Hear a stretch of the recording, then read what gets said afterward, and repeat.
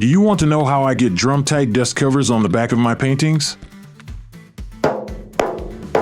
Well, today I'm going to show you. I had an old painting that needed a little TLC. Figured it would make for a great tutorial. First things first, I need to clean up the back. It has to be absolutely smooth with no lumps or bumps along the backside of the art panel. Here I'm using 320 grit sandpaper. 280 or even 120 will work just fine. I wouldn't go lower than 120 for this part. If your fingernail clicks on the joint, it needs more sanding. Once I'm done sanding, I wipe off the panel to remove all the dust. Get it all out, even the inside corners. Once that's dry, grab a foam brush in the color of your choice. We're gonna paint the backside. I use long strokes with steady pressure most of the time. Sometimes short strokes from inside to outside edge are necessary. The trick here is to make sure there's an even coat of paint and no high spots that will leave a bump when dried. When loading the brush, I use very little paint. That way I don't get drips down the side and ruin the artwork. For the back, I most often use house paint. Brand isn't important as long as it adheres well to the wood surface. I use flat paint, never gloss or semi-gloss on the back. PVA glue has issues sticking to slick surfaces.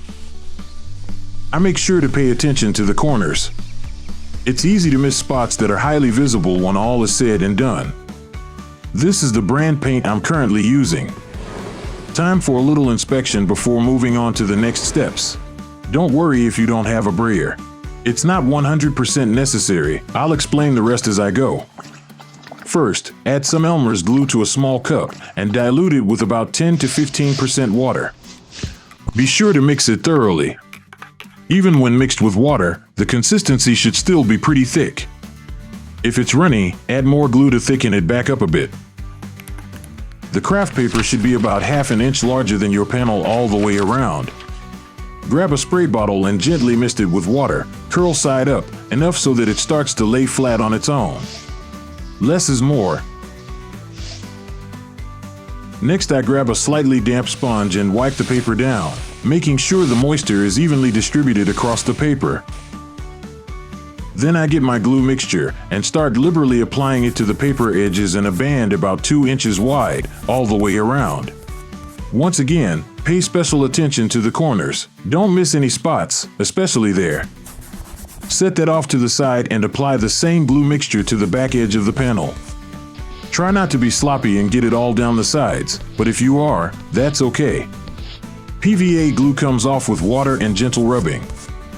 Now I lay the dust cover paper as flatly over the back of the painting as possible and press it down gently. There should be a bit of overhang all the way around the painting.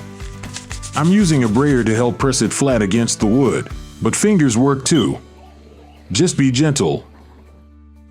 If you see little bits of unevenness, don't panic. These are normal and in most cases will work themselves out once fully dried. Now while it's drying, I have to babysit it a bit, pressing down on the paper ever so often just to make sure it didn't pop up at all. Once the glue starts to set, that's typically not a problem. Gently pressing down on the paper 3 or 4 times while it's drying is normal, just to make sure it didn't pop up anywhere. So keep an eye on it and apply pressure as needed. But no matter what you do not try to speed this process up by using a blow dryer or heat gun. When it dries enough to sound like this, it's time to cut it up. Now for the final steps, you're gonna need one of these little jammies.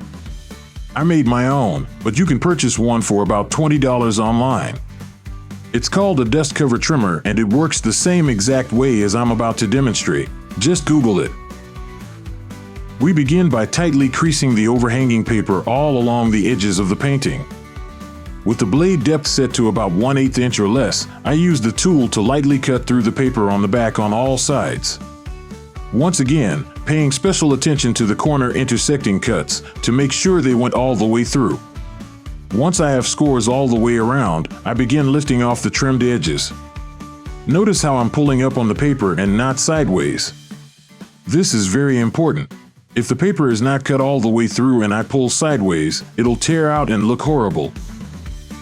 Work your way around the panel to achieve that nice professional look. It's as easy as that. For finishing touches, add your mounting hardware, bump-ons, signature, and date, or whatever else it is that makes your creative brand unique. I hope you enjoyed this video and got something useful out of it.